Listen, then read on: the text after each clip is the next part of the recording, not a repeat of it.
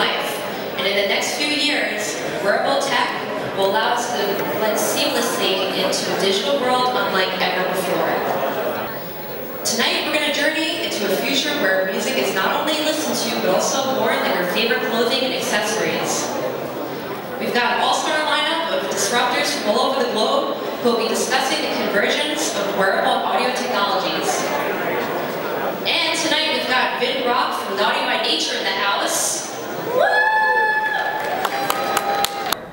So now, without further ado, I'd like to introduce to you Mexico's disruptive fashionista and futurista, Franco.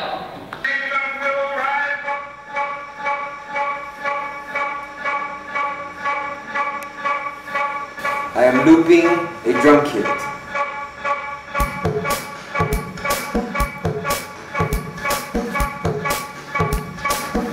I am activating the accelerometer to modify the pitch and speech.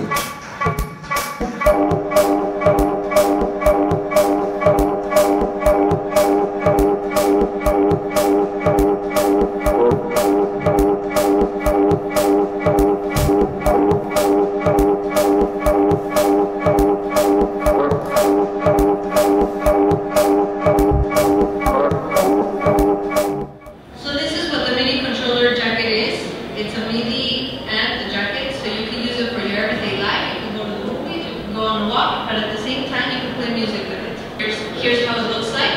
So in the gyroscope it works as a knob, so it gives you an opportunity to change songs or however you want to track it, as well as the accelerometer.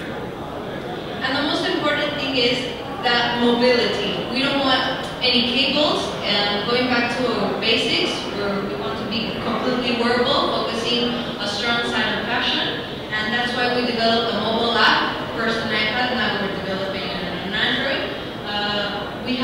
We're based on open source kind of company, so we give the open code to everybody, and we want the people, the community, to hack our products. We're not only music-focused company, we also have our new technology on the way, that it will be called Obi, and it was focused on video games. Going back to open source, we want people hacking our code, and we noticed in a hackathon that they could develop a video game. So this is what Obi will be about. I started programming and playing with hardware from the age of 12. My first project was trying to figure out how to make tennis shoes that make me jump like Jorge Campos, but it was a failure. I've always been fan of Dr. Doom from the Fantastic Four and his Titanium album. It took me a long time to realize that if you want your suit to become an extension of the body, has to know what you're doing without distracting you, and people shouldn't notice that. That's when I drew one of the first sketches of Obi.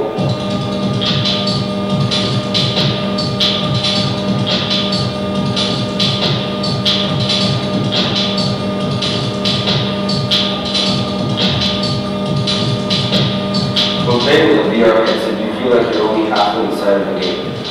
Only your head is inside, but your body is missing.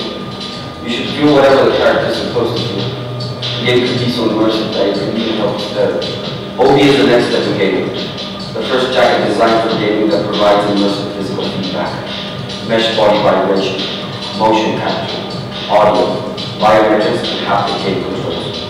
Allow users to immerse themselves in the environment and become more emotionally involved via the interaction between the gamer biometrics and the game adaptiveness, i.e. gamer playstyle and heartbeat could change the in-game dynamics. Additionally, it captures the user's body movements, translating them into 3D information, which can be used by different applications. So as you can see, I'm actually manipulating the garment, the sound coming out of break. Thank you so much. So I'm trying to manipulate the sound by capturing and by closing different closures. So I have a lot of different closures. I have a zipper here, for example. I have a button, I have conductive yarns that basically enable that. And what I'm doing is I'm changing with every single closure and not closure, the actual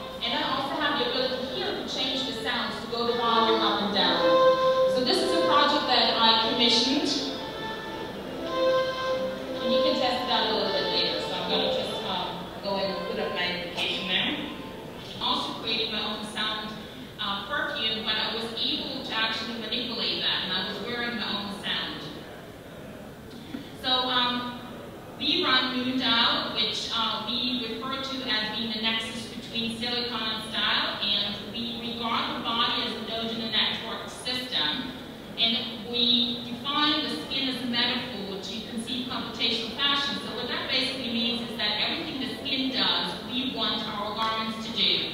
Whether that is changing color via tanning, that is changing the shape via our hair so it might stand up.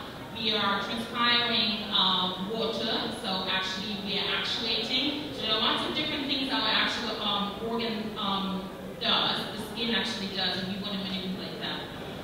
So I'm just going to show you a little bit of that is consultancy, technology, and the body. I mean, how crazy is that? But at the same time, it's inspiring, it's visionary, it's crazy, it's cool. I'm Sabine Seymour. I'm pushing the boundaries between fashion science and technology, and Intel is helping us to push these boundaries with their technologies. So I'm the founder of Moondial. We want to extend wearables to fashion, and we really consider a garment being a node in a larger system, which is networked. We basically invent wearable technology, focusing mostly on the body. It's really all about making things to be integrated in a textile or into a garment.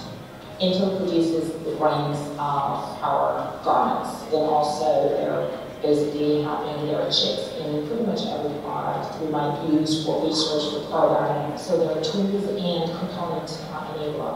Our textile will be our display. I'm going for the actual manipulation of the molecule on that nanoscale level that enables you to actually then make a change in the textile itself. Imagine I have like these 2 or 3 favorite outfits of mine. They really fit me, they're ergonomic, I mean, they're just perfect. But the patterns, you know, it would be fantastic just to have this one with me, and then every couple of days I'm changing the pattern. I'm thinking of that. It's becoming more interesting, and it's going to be moving really quickly over the next decade. So, but I want to focus on sound today. I really want to focus on different types of projects in this space. Sound on the body isn't something new. So in 1922, actually, this is an image from Susan Lee's book where she features the Arabia hat. We got the musical jacket from Maggie Orth and her fellows up at NYC from 1997, which was a student project with electronics that you can actually manipulate the sound. And then what I want to show you is a video by Nooka that was featured last year at South by. The Miko system is made up of 2 parts, the Miko headphone and the Miko app for iPhone. The Miko headphone detects brain waves through the sensor on your forehead. The Miko app then automatically analyzes the user's condition of the brain and searches for music that best matches from the Miko database, and it plays the selection that fits the user's mood. That was exactly the band I was thinking of. Yeah. Yeah, that's crazy. Wow. That's really cool.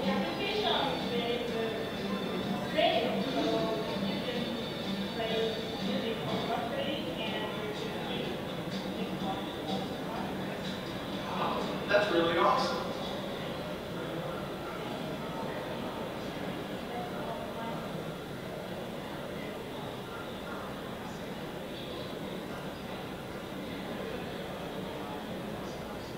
Play?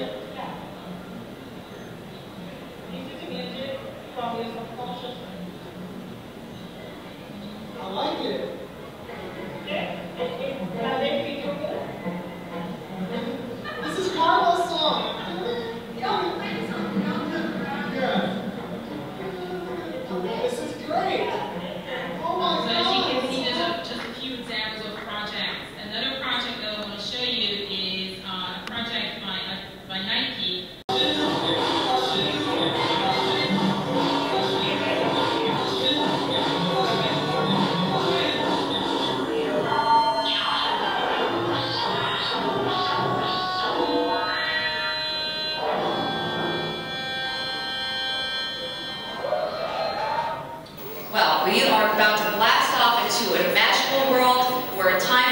are amazing. We have our favorite techno-progressivist, Matthew Waldman. Thank you, Matthew. Is this on? That's better. Actually, I am the founder and chief creative officer of Nooka. We are best known for our timepieces. I have to actually cue myself when I count my slides later. And also other accessories that champion universal visual language and universal form language. We're going to segue and relaunch our brand next year with wearable computing, with wearable tech, and with a focus on audio products. So I'm venturing into a little bit of a new area for my type of presentation, because I usually give a presentation about monoculture and universal language. But I want to talk about how technology has always changed the music industry. Because I feel that if everyone, right now what everyone's doing is they're chasing other people's successes. You know, you look at what happens with cell phones and people are just, I mean, I hate to say it, but they're copying the iPhone. You don't see a lot of innovation. And I really believe that there's only real innovation in design, not when you focus on design itself, but you focus on the actual human behaviors and on the linguistics, on how people actually communicate with the devices on a conceptual level. So, let's talk about music. Because everyone here remembers how the music industry was rumbling and suing everyone with MP3 downloads and uploads a couple of years ago, late 90s, early noughts. And it's not just digital technology and new technology that disrupts music, but it's and music as an industry. Technology has always shaped the music industry. Now, of course, I'm not old enough, and no one here is old enough to remember, but in the 19th century, before the advent of affordable printing, music was actually relegated to, you either did folk music at home, or you did very, very high-end type opera type music, or if you were a wealthy family, to hire a quartet to come to play in your home. But when you had inexpensive printing, it actually created the birth of the pop song, because you were able to put all this information, all this content on something that could be reproduced, and people could play the songs at home. So then you move more into the last century, the 20th century, and the phonograph is actually, the phonograph record is responsible for changing music from the pop song to actually the pop group or to the performer. Because what used to be just the content of the music being reproduced by individual musicians, now we were able to reproduce the actual performances. And this was an actual very, very important change that might not look like a technological change, but it is, because it changed the way the music was produced and got us to the television and radio era, where you had the studio system. The same studio system that was with film now got applied to music, where large companies would spend money to produce the musical acts, and then they would promote the musical acts, and they would also control the reproduction of the music via the phonograph. And it was actually really, again, a really huge change that was shaped by the technology and shaped the way that people experienced, perceived, and consumed music. So then you have in the 90s, the MP3. And what happened with the MP3 is music became fragmented. People started downloading and uploading, and you didn't really need to listen to the radio anymore to find out about music. Now, there's a lot of press and people talking about how it's affected the music as an industry, and you can also point to Apple and iTunes and how that became a new industry or a new type of distribution system. But the real important thing is how it fragmented how people experience music. Where it used to be in the 60s and 70s, you might have been an old fogey that hated the Beatles, but you knew who they were, and you knew what the music sounded like. Now, I can tell you honestly, from my own personal experience, I know who Justin Bieber is. I really do. I know what he looks like. He has his shirt off all the time. He's an adorable 19 or 20-year-old blonde boy. I could not identify any of his music. I do not listen to his music. So there are lots of bands and acts now that they're popular, but it's not universal in terms of people actually identifying with who these people are. So this is like a major change in how how music is discovered and how music is enjoyed. So, we are all in our own personalized spaces. So, I was going to talk about, I'm working on some new IP for audio products, about cloud-based audio products, but I actually am the anti-designer. I believe that eventually, no matter how proprietary a technology becomes, it eventually becomes ubiquitous. And when it becomes ubiquitous, it's really not about the technology itself, it's about the system and how things are delivered. So, to me, to give you a little prediction of what is the big change in music and what's going to be the big driver, it's not going to be the technology or the design of the products itself. It's going to be how is music discovered. If people are not discovering bands by going out to concerts or listening to the radio, how is this going to be accomplished? And this is, to me, the biggest opportunity, and this is what's going to be driven by ubiquitous sensor technology. It's going to be the person that owns or creates the best algorithm that could take all this data from sensor points and decide or figure out what it is that makes you happy, that this is music that you're going to enjoy.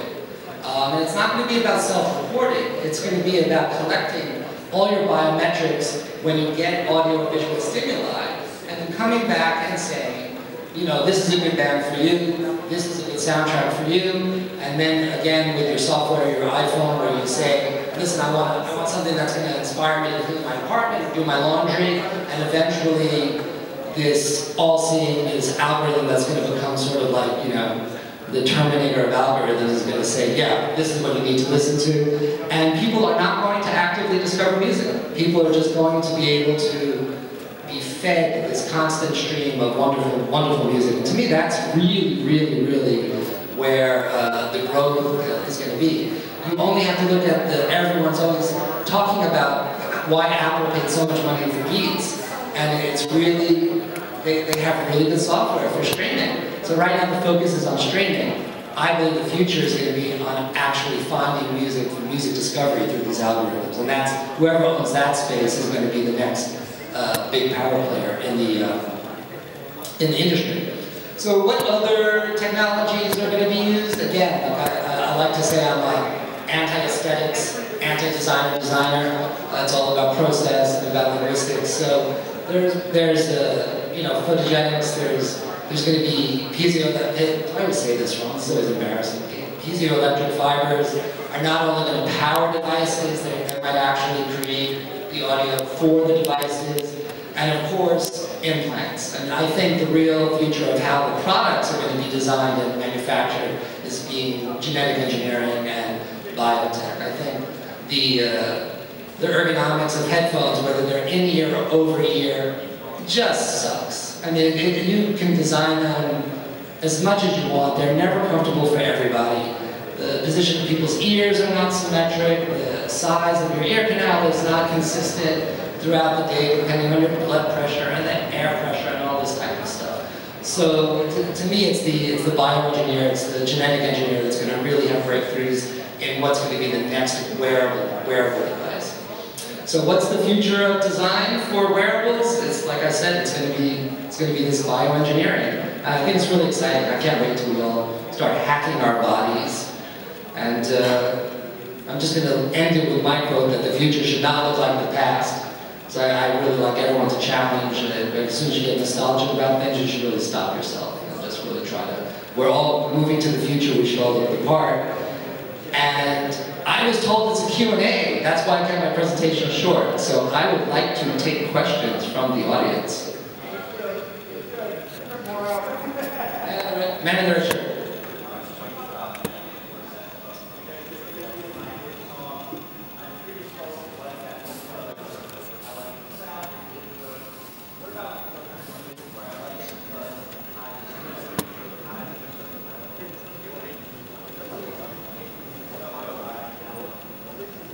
But why wouldn't that be discoverable by an algorithm?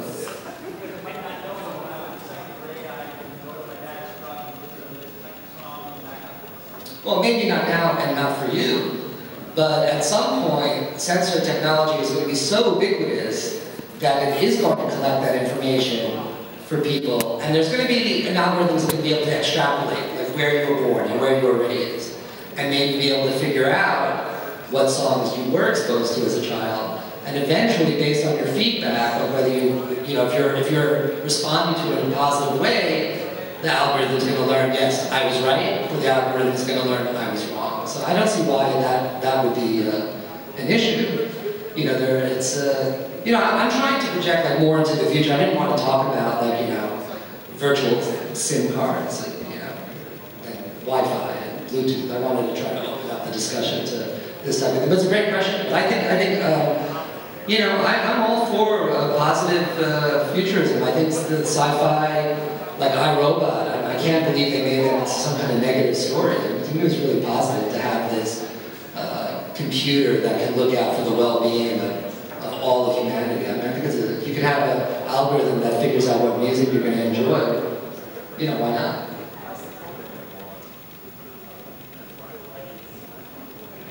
Okay, cool. I encourage everyone to come up.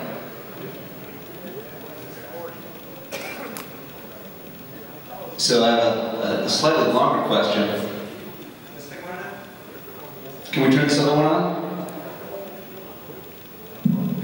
Check. No, but I wanted to have a bit of a dialogue. So you were talking just a minute ago about your biometrics determining what is the music for you. So here's some biometrics. You can tell me if you agree with them or disagree with them individually. So heart rate is one. Respiration is another. Temperature, we get blood pressure, things like that. Okay, so how do we map those to different types of music? A person has to create that mapping, and how would we do that to make it work? Well, it has to be. They'll all work. They all work. Well, this one makes me sound better. It's like much more, it's deeper. Well, I think eventually the sensor technology is going to be more than just those type of metrics. You're going to get hormonal balances in the body, and you're also, when it becomes so ubiquitous, it's going to be able to connect when you're listening to music in a store, for example, or at a friend's party. So throughout your life, it's going to be able to pull everything together to have a very, very rich database on reactions and what you've listened to. Like right now, what's happening when, I find this even personally, I don't know if it happens to you, where I download so much music, I listen to it, I don't know what I'm listening to. I mean, people are not identifying songs with the artist anymore. They're like, oh, I really like that song. But it's like, people say, well, who is it? And they take out their iPhone and they try to put it by the speaker and try to figure out who it is. So we are moving to this world where people are not connected to, of course, there's a certain period in your life in your early 20s when you're a teenager when you are obsessed about bands. But then you get to a point where you just want to listen to music to create a certain psychological or physical response. And I feel that that's the next generation. I think you and I are in this interstitial generation. We have this world where people don't really care about bands unless they are or acts, unless they're so huge, they have so much celebrity that it becomes like this black hole or this giant planetary mass that demands your attention. Then what happens to smaller bands or smaller bands? I'm not sure what's going to happen post-celebrity. Eventually there will be, I don't think there'll ever be a post-celebrity era because it's just human nature. We love, it's very top-down, it's not really a horizontal thing. So I'm also, I think it's a great question. I can't answer it, but I'm really curious to see like how extreme celebrity culture has to be in order to command people's attention to the level that you need to know who these people are. Maybe it will be that you don't even need people. Maybe at some point music is just going to be totally generated on the fly by our computer overlords that tell us what to eat and what to exercise. But yeah, I'm sorry, I didn't answer that question at all, didn't I? Yes.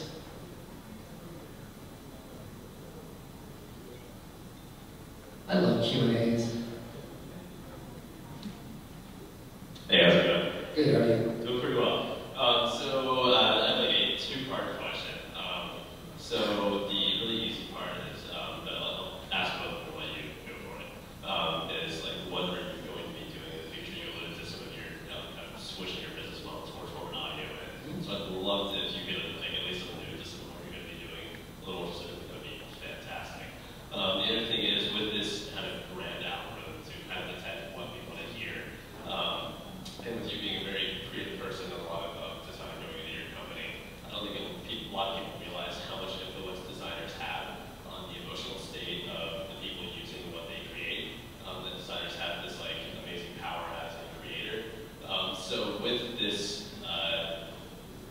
massive outcome that you're going to be having. I'm going to bring up the recent issue that Facebook is getting a lot of flack with influencing the newsfeed of some of their users to influence their emotions, and now they're getting a lot of flack about that.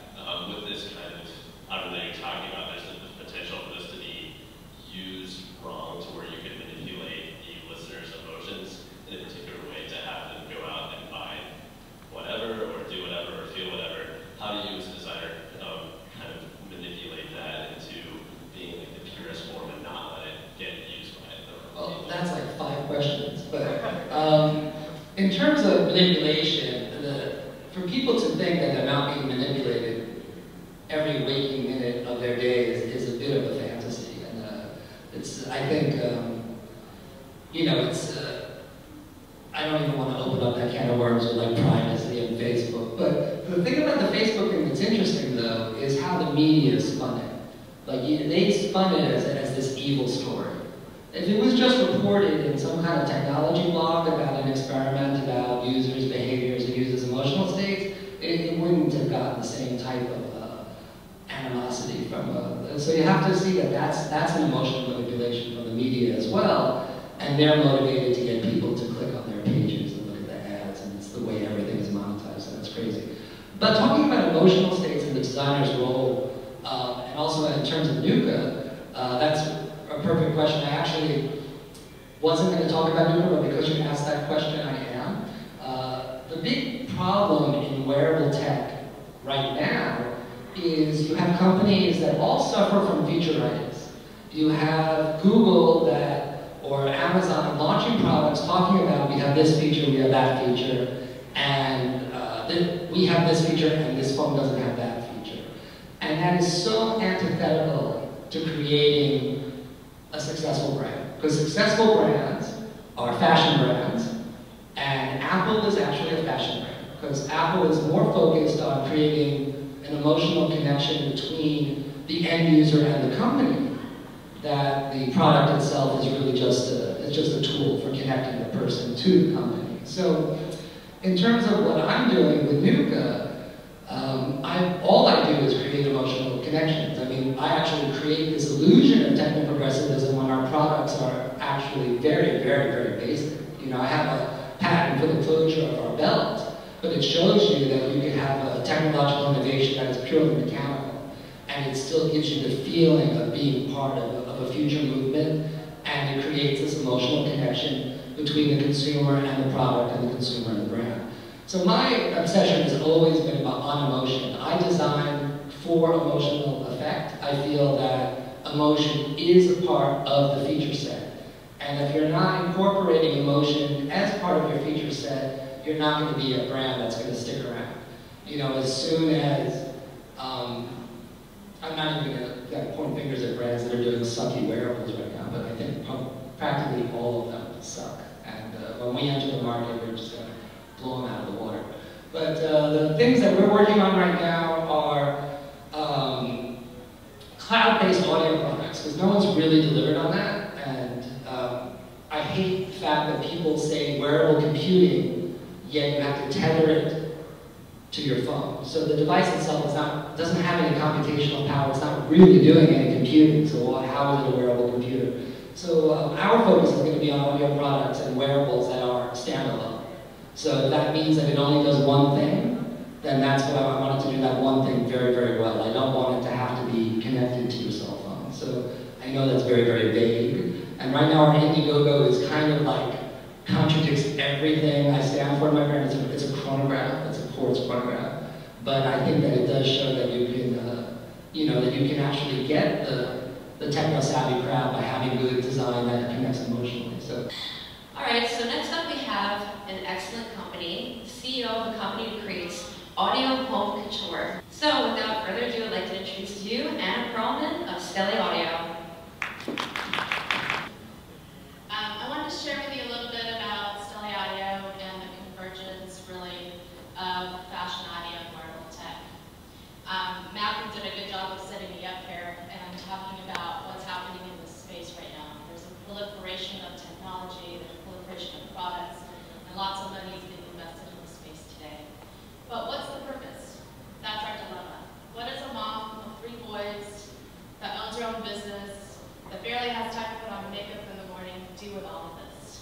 Do I need a dress that lights up? I'm not so sure. And that is the question that's before us as a brand, as a company, and I think overall in the marketplace. Secondly, the second dilemma, I was on a plane from New York to LA the other week, and in the center of Forbes magazine was this whole conversation about wearable technology, lots of pictures, and problem one, it's all ugly. And actually Matthew did a great job of setting it up and talking about design, right? So what's happening? There's all this fantastic technology, we're not really sure what the purpose yet, and secondly, we're not really sure about design. So what I'd like to talk to you guys about today really is three things. Designing to create emotional connection, focusing on the underserved consumer, and then third, targeting new categories within wearable tech that might be a little bit different than the current sectors today. So one of my favorite shows is Sex and the City, and I find this is really an amazing example of creating emotional connections, not only with television, characters, people, but especially products. And when you think about it today, as most of the speakers already highlighted, the technology is already there. It's smaller, it's faster, it's more efficient, the foundation exists. So how do we now take a step back and say, how do we do this from a design-centric point of view? How do we put emotion back into the products that we develop? Because fundamentally, that's what everybody's looking for. They're looking for that, aha, I love it. Now, how does it work? Again, I use Sex and the City as a reference point here. This is a video. I apologize, it's not very clear, but there's a scene where Carrie and Samantha are walking down the street in front of her window, and they see Perelman Blahniks. And the only thing she says is, "Hello, lover." And that is the emotional connection that I'm talking about creating with your products. How do we instantaneously, without knowing what it does or how it functions, but by just looking at it, create that emotional connection. And of course, emotional connection is more than just look. For me, it's a full sensory experience. How does it feel? How does it sound? How does it look when you put it out of the box? That's what I'm talking about when I'm talking about that emotional connection. I love a quote from a book called Predictable Magic. It's not how you feel about the design or the experience, but it's about how it makes you feel about yourself. And honestly, that's why I laugh. I wear all black today because it actually makes me feel skinny. So that's what we're talking about here. So where do we look for inspiration? When we talk about creating emotional connections, we at Stellé find that fashion is a really fantastic place for us to turn to think about design. We think about what have they done well? They look at material, they look at fit, they look at finish, they look at colors, they look at trends in the marketplace, and they put it all together to come up with an amazing fit. And then they have lines of products, right, that seamlessly integrate into your lifestyle. Whether that's sportswear, couture wear, dinnerware, there's an appropriate collection for every part of everyone's life. And so that's where we at Stellé have turned to for inspiration for our products when we think about design, and starting that from a design perspective and then engineering our products. So now we've talked about creating an emotional connection. Well, who do we create that emotional connection for? And we truly feel that the female consumer is completely underserved by this space in the marketplace. We already know she's surpassed $20 trillion global consumer spend. She controls over 90% of the decision-making in the marketplace, so she contributes to it if she doesn't control it. She already outspends men in consumer electronics by $14 billion, yet there's still no products that are designed specifically with her in mind. And last but not least, she's already adapting to technology at a much faster rate than her male counterpart. And the way women look at technology is a bit different than men. We look at simplicity, we look at seamless integration into our life, and we look at it more as a lifestyle product versus a gadget. So what's happening is, and this was a quote from Boston Consulting Group just recently published, is fundamentally women's issues and needs are completely misunderstood in the marketplace.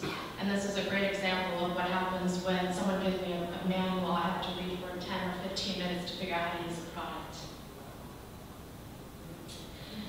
So what's the difference for women? So it's about simplicity, the seamless use of technology, and how that technology fits into your lifestyle. And I love this graphic. I think it's pretty simple, but it does say, you know, it used to be about how you can put a stereo system together, right? It was sort of your improvement to manhood and how long it took you and how long the manual was. Well, with Design Out products, they're completely different. It's a one-touch pair and you're ready to play your music. It seamlessly integrates into your home decor and really highlights an accessory and a fashion item versus this whole big, huge setup of products and technologies that you have.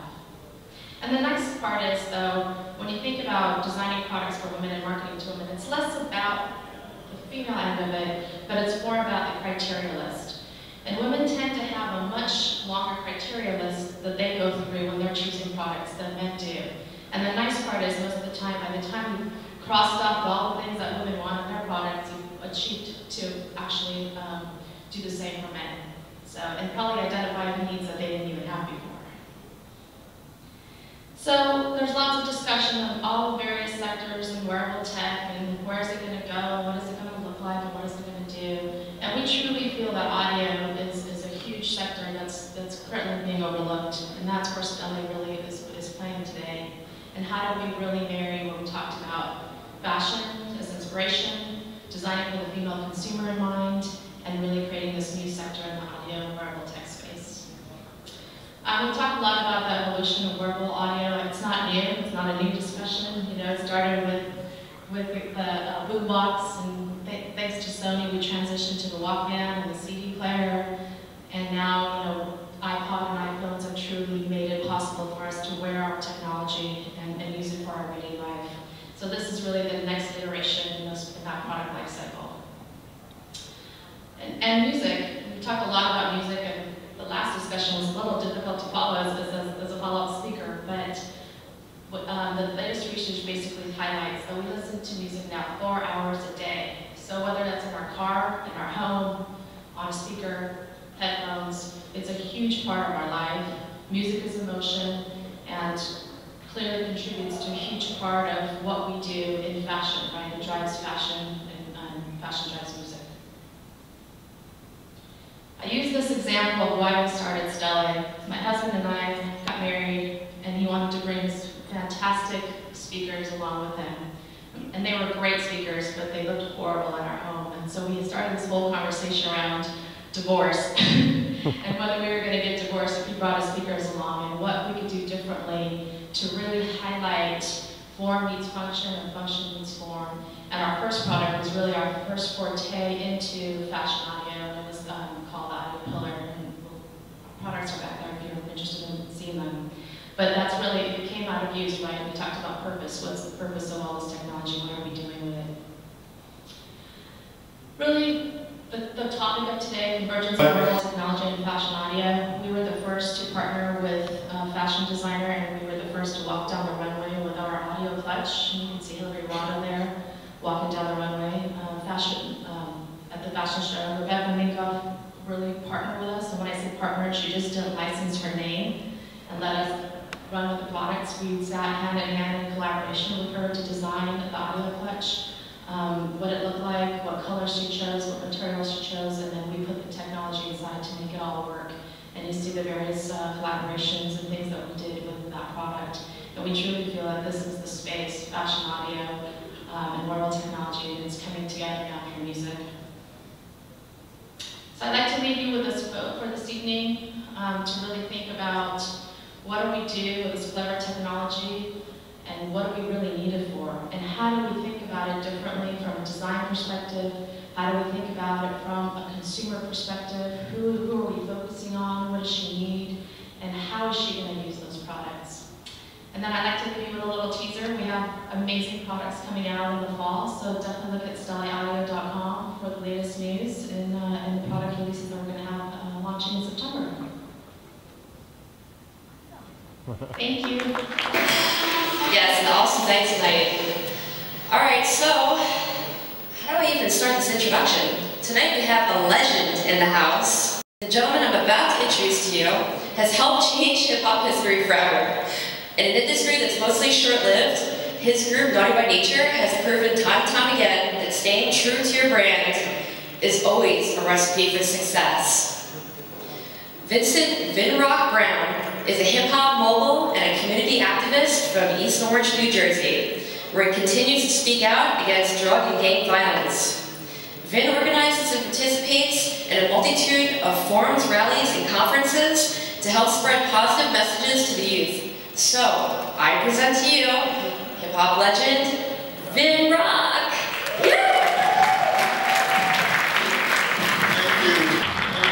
Thank you.